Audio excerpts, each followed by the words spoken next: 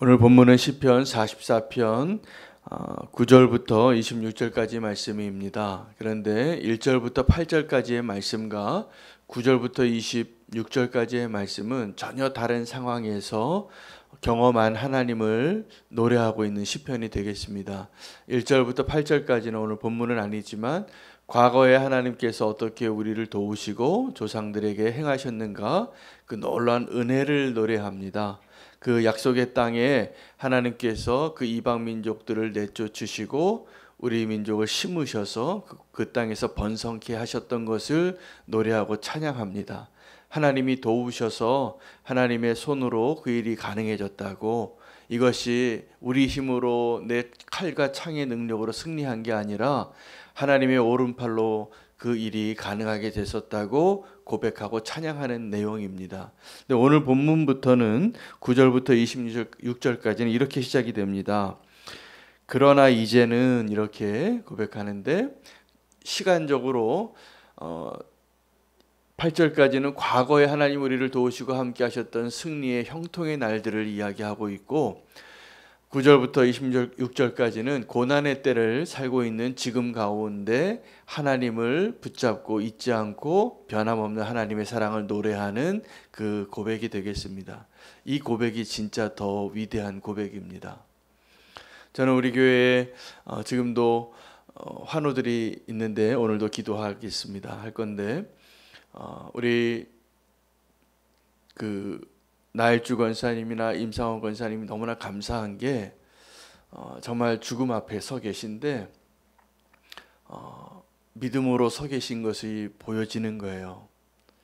그래서 그 고백을 하는 것이, 그래서 지금이 가장 행복하다고, 그리고 지금이 하나님 앞에 더 가까이 있다라고 고백하는 그것이 느껴지고 믿음의 고백인 것을 알기 때문에 이것이 정말 더 소중한 고백입니다. 오늘 시편 44편 9절부터 26절은 바로 그 고난 가운데 진정한 고백을 하나님께 올려드리는 그 믿음의 고백이 되겠습니다. 오늘 우리의 고백이 그렇게 고백이 되기를 원합니다. 욥의 친구들이 위로에 실패했는데, 여러분, 우리가 위로의 대상이 어제도 제가 말씀 가운데 언급을 해드렸지만, 정말 어렵고 힘든 사람을 같이 울어주는, 그 공감해주는 그 위로가 굉장히 소중하지만 정말로 더 우리에게 필요한 것은 같이 기뻐해 줄 수 있는 위로가 우리가 더 잘 못하는 위로입니다. 함께 기뻐하고 이렇게 다른 사람이 잘 되는 것을 함께 기뻐하는 것은 내 안에 이미 그것을 소유하고 있거나 그것보다 더 큰 것을 소유하고 있을 때만 가능한 공감이거든요. 여러분, 우리가 어떤 사람을 공감할 때도 이전에 아픔이 있으면 그 사람을 위로할 때 우리가 생각이 나서 우는 거예요. 나도 그 아픔이 있었으니까, 나도 그런 상실이 있었으니까, 그 고통이 있었으니까. 그래서 사실은 우리 가운데 그 아픔의 경험이 또 하나의 하나님의 계획 가운데 누군가를 위로할 수 있는 놀라운 은사를 주시는 겁니다. 우리가 경험하는 그 모든 아픔과 슬픔들이. 그래서 우리가 오늘 먼저 오늘날 우리가 겪고 있는 그 아픔이 어떤 거냐면, 조롱을 당하고 있고 원수가 우리를 억제하고 승리하고 있는 모습 가운데 이 시편 기자는 하나님을 모욕하지 않아요. 하나님을 향하여 잘못된 입술을 벌리지 않아요. 욥이 고난 가운데에도 그걸 지켰거든요.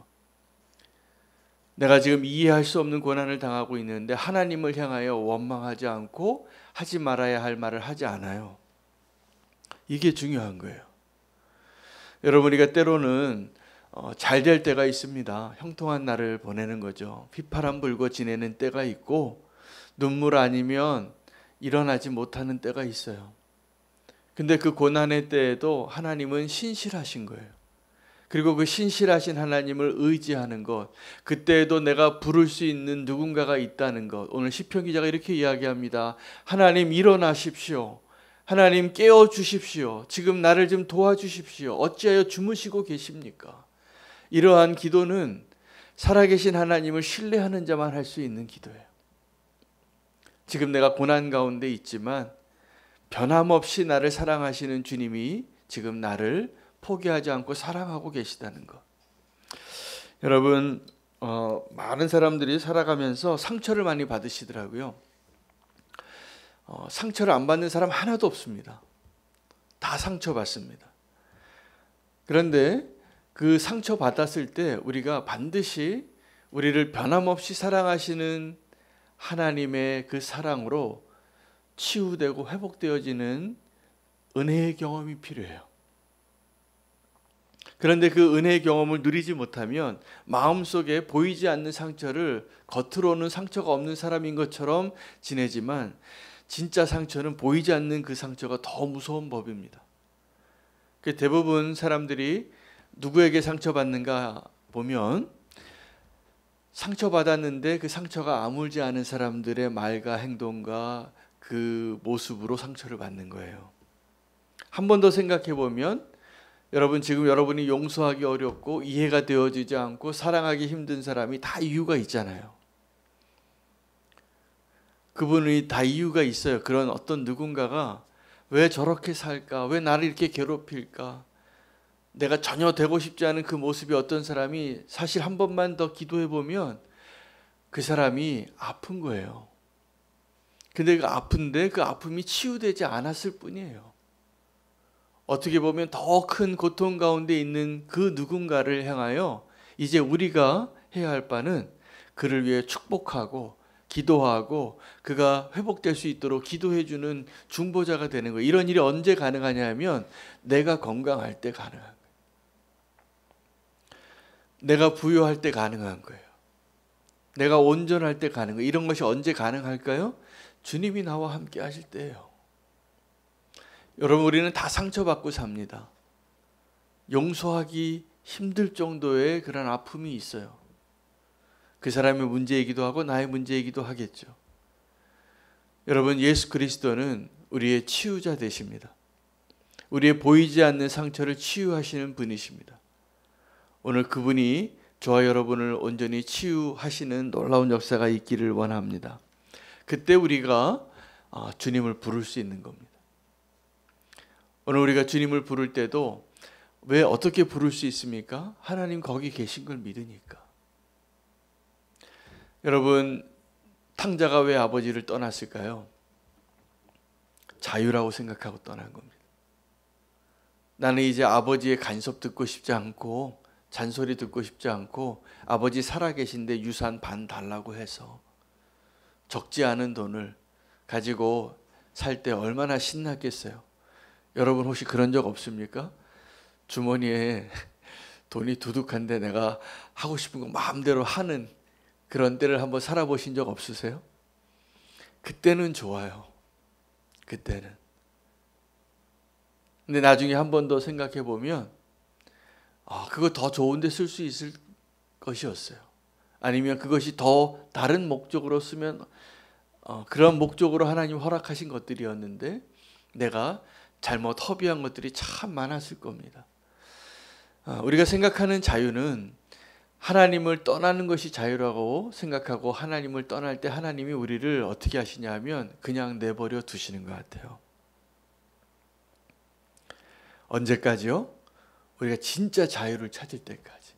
우리가 생각했던 그 가짜 자유, 잘못된 자유, 속아서 넘어갔던 그 자유, 그 유혹에 넘어가면 탕자같이 됩니다. 사람들이 보니까 무엇을 행복이라고 생각할까? 여러분이 생각하는 행복의 정의가 어쩌면 그 누가복음 15장에 나오는 아버지 곁을 떠났던 주머니가 두둑해서 아버지를 떠나서 누구도 나를 간섭하지 않고 내 마음대로 할 수 있는 그 순간을 행복이라고 생각하고 자유롭고 착각하는 분들이 꽤 많습니다. 진정한 자유는 언제 오냐면 나의 연약함과 나의 아픔과 나의 죄를 인정하고 아버지께로 돌아와서 주님의 아버지 품에 안겼을 때예요. 이제 아버지 안에서 누리는 진정한 자유를 꼭 회복하시기를 축복합니다. 여러분, 우리가 그 아버지를 떠나서 유혹을 받죠. 그리고 죄를 범하죠. 그때 그것이 다 대가가 있습니다. 그 대가가 아주 심각하죠. 어떤 사람은 그 대가로 명예를 잃기도 해요. 우리가 죄를 짓거나 어떤 유혹에 넘어가면 명예를 잃고 또 재산을 잃어요. 소중한 것들을 잃어요. 반드시 잃어요. 그 가장 소중한 것이 어떤 거냐면 우리의 목숨을 잃는 거예요. 우리가 작은 죄 때문에 어떻게 됐습니까? 그 사과 따먹을 수 있잖아요. 그 하나님이 허락하신 그 정원 안에 먹음직스럽고, 근데 그 작은 죄 하나 지은 것 때문에, 그 불순종한 것, 하나님이 하지 말라고 한 것을 한 것 때문에 치명적인 결과가 오는데 하나님과 우리가 단절되고 죽음을 경험하는 것입니다. 우리가 지금 죽음을 경험하는 이유는 그 작은 유혹에 넘어갔기 때문이고 그 죄의 대가로 사망이 이른 거예요. 하나님은 그걸 회복하기를 원하시는 것입니다. 오늘 우리에게 있어서 진정한 행복과 진정한 회복이 있기를 원합니다. 회복이 필요해요. 건강한 사람이 좀 되시기를 바랍니다. 우리 아픔들을. 그 어떤 분들이 이제 그 성장한 과정을 통해서 이게 자아가 좀 건강하신 분이 있고 자아가 건강하지 않은 분들이 보여요. 어떤 분들은 너무 쉽게 상처를 받아요. 자존감이 약한 거죠. 그리고 이미 내가 아픈 상처가 있기 때문에 거기를 두고 자꾸 건드리면 조금만 건드려도 엄청 아픈 거죠. 그래서 버튼이 있는 거예요. 다 어딘가 이렇게 탁 누르면 우리가 지나치게 반응을 하게 되어지는, 이게 다 상처예요. 여러분, 주님께서 우리에게 원하시는 것은 그 상처를 신음하는 그 모습은 모든 사람에게 공통된 모습이지만 우리가 예수 그리스도로 회복되고 치유되어져서 건강한 사람이 되는 겁니다. 근데 그 건강한 사람은 그냥 아주 훌륭한 부모 밑에 자라서 아주 풍족하고 안전한 환경에서 자랐기 때문에 자존감이 좋아지는 것이 아닙니다. 사람들은 그렇게 생각을 하시는 것 같아요. 아니요. 상처 없는 사람이 없어요. 다 아파요. 그런데 예수 그리스도로 치유되는 거예요. 그 아픔을 공감해 주시고 그 아픔의 문제를 치유해 주시고 우리의 문제를 온전하게 치유해 주시는 분은 오직 예수 그리스도밖에 없어요. 하나님밖에 우리를 못 고치시는 거예요. 그래서 우리가 지은 죄는 그 누구도 회복할 수 없는 망가진 인생이에요, 우리는. 근데 이 망가진 인생을 다른 걸로 자꾸 반창고 붙이고 나 괜찮다고 휘파람 부르고 하나님 없다고 외치는 사람이 많아지는 거죠. 주님께로 돌아오시기를 바랍니다. 여러분, 우리가 죄를 짓고 치러야 할 가장 큰 대가 가운데 하나는 나의 명예나 재산이나 생명보다 더 큰 대가가 있어요. 하나님의 이름을 잃어버리는 거예요. 그것이 나와 상관없는 것 같지만 그렇지 않습니다. 그 하나님의 이름을 잃어버려서 오늘 그 고통받는 하나님의 백성을 헐값에 팔아서 조소하고 조롱받고 수치를 당하고 능욕을 당하고 고개를 흔드는 사람들을 보게 되어지는데, 이게 나의 조롱인 것 같지만 사실은 하나님의 백성의 아픔과 조롱은 하나님의 아픔이에요. 여러분, 그래서 우리가 잘 살아야 됩니다. 이 잘 살아야 된다는 게 어떤 의무감으로 완전하게 온전한 삶을 살라는 그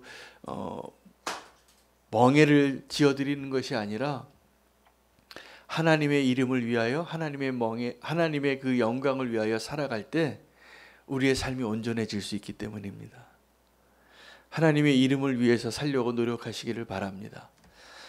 우리는 하나님을 외면하고 버리고 떠날 때가 많아요. 근데 여러분, 여기서 오늘 본문에서 외면하다라는 그 의미는 영어 단어로는 거절하다, 버리다라는 뜻이에요. 제가 어제 말씀 가운데 제가 사랑이 얼마나 부족한지를 간증하면서 우리 교회가 작은 자 사역을 하는 교회임에도 불구하고 우리 교회에 지금 계속 찾아오는 노숙자가 한 분이 계세요. 제가 몇 번을 도와주다가 그만 오라고 말해놓고 제가 마음에 계속 눌림이 있었어요. 근데 어제 또 오셨더라고요, 그분이. 제가 너무 감사했어요. 그분이 참 대단하죠. 그럼 상처받고 돌아갈 만한데 또 오셨어요. 제가 또 점심값 한번 또 드리고 또 이제 그분을 위해서 기도하고 이제 좀 대책을 좀 세우는 일에 대해서 이렇게 얘기해 드리고, 여러분 우리가 내가 편하고 내가 안전하고 나의 유익을 위해서 누군가를 거절하기 쉬워요. 때로는 내가 살려고 누구를 버리는 거죠. 내가 살려고 누구를 모함하기도 하고 거짓말하기도 하고 누구를 사지에 내몰기도 하고 나 살려고. 여러분, 그런데 우리가 주님 안에서 회복이 되어지고 안전한 자가 되어지면 사랑의 사람이 됩니다. 주님께서 우리를 바꾸시는 것이죠. 이러한 일이 언제 가능할까요? 변함없이 우리를 사랑하신 하나님들. 우리가 하나님 사랑해요. 다 사랑하시는 거 압니다. 그런데 우리가 다 어떤 모습으로 사랑하냐 하면 베드로처럼 상황과 여건이 되면 나도 모르게 나 살려고, 나 그 사람 모른다고 저주하고 맹세해요. 근데 그때 베드로가 주님과 눈이 마주치는 거예요. 그때 예수님이 그 눈으로 어떤 말씀을 하셨을까? 내가 나를 3번 부인하리라, 닭이 2번 울기 전에 나를 3번 부인하리라 미리 예고하시고 그것을 말씀해 주시고, 정말 그 현장에 그 시간에 베드로와 눈이 마주쳤던 예수님은 아무 말씀 없으셨지만 눈으로 베드로에게 무슨 말씀을 하셨을까? 저는 그 장면을 묵상해 본 적이 많아요. 여러 번 생각이 바뀌었지만 지금도 가장 확신이 드는 예수님의 대사는 이거 같아요.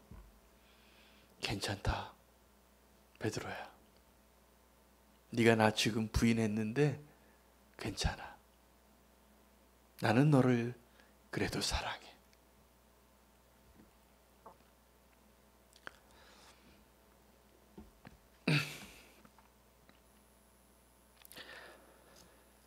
그것이 우리를 고치고 회복하는 겁니다. 변함없이 사랑해 주시는 주님. 여러분, 우리는 주님을 내가 좀 온전하고 충성하고 헌신할 때 주님을 사랑한다는 모습으로 주님 앞에 인정받고 싶어 하는 사람들이에요, 다. 근데 그게 주님을 기쁘게 하지 않습니다. 사실 다 주님이 하시는 일이잖아요. 근데 주님이 우리에게 원하시는 것은 딱 하나예요. 내가 너를 변함없이 사랑한다는 걸 좀 알아라. 그거 모르니까 자꾸 발버둥 치는 거예요, 우리가. 주님께 섭섭해서 떠나기도 하고 주님의 사랑을 받으려고, 인정받으려고 발버둥하기도 하고. 변함없는 주님의 사랑을 기억하시기 바랍니다. 그래도 괜찮아, 이노야. 내가 너를 그래도 사랑한다. 그 음성을 들을 수 있는 저와 여러분 되시기를 바랍니다. 오늘 시편 기자는 형통할 때가 아니라 지금, 과거에 그렇게 주님이 우리를 도우셨는데 지금 환난 가운데 있고 어려운 가운데 있을 때 주님을 부를 수 있는 그 믿음을 노래하는 거예요. 주님, 일어나 주십시오. 일어나서 나를 좀 도와주십시오. 오늘 그렇게 신뢰하는 믿음으로 기도할 때 주님께서 우리의 기도에 반드시 응답하시리라 믿습니다. 주님의 사랑을 받는 자가 치유된 자고 건강한 자고 상처가 아물어진 자입니다. 오늘 그 은혜가 저와 여러분 가운데 있기를 원합니다. 함께 말씀 붙잡고 기도하고 오늘 이